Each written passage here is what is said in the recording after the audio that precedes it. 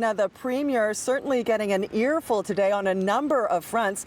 NDP leader Andrea Horwath had some very harsh criticism for the way his government is handling all aspects of the return to school plans, or as she says, the lack of them. And one of her big concerns is around busing. You should have been on this. Andrea Horwath brought a school bus to Queen's Park this morning to demonstrate the difference between a distanced seating arrangement and a typical pre-COVID spacing, which in her mock-up shows 2 kids per seat, but she adds often there are 3 per seat crowded in. My understanding is a full school bus can carry up to 72 children on one bus, which is a lot of kids.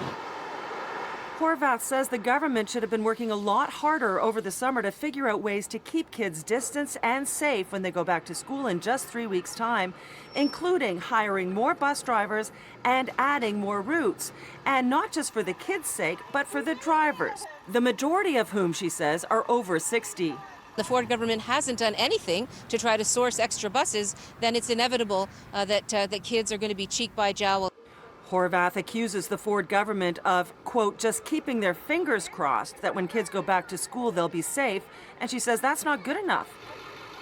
And it's not just around busing, but distancing in classrooms as well. She says the government should have been sourcing alternative spaces for classrooms, which she says were already overcrowded before the pandemic. What Mr. Ford seems to be happy with is sending those kids back into the same crowded classrooms, and that's just not good enough.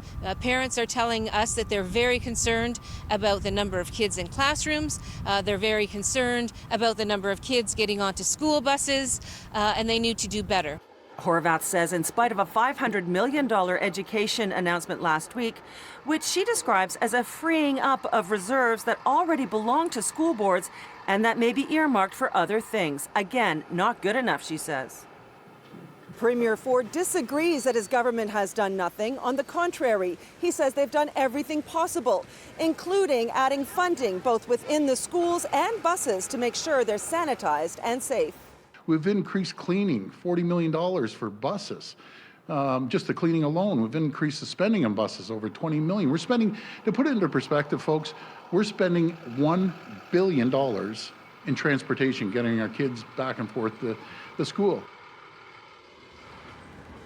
Horwath added today, with everything about this situation in such a state of flux, it's still unclear whether or not the start of the school year will have to be pushed back, which she says is unfair both to parents and students.